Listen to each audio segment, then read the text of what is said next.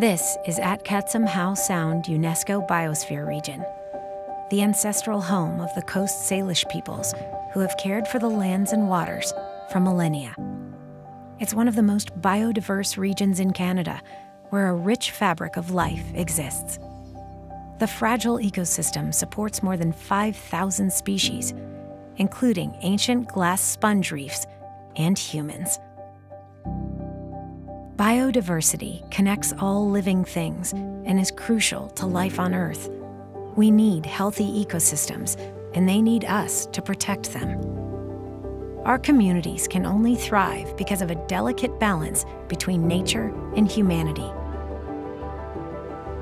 Recent environmental recovery here is proof we can restore and protect biodiversity.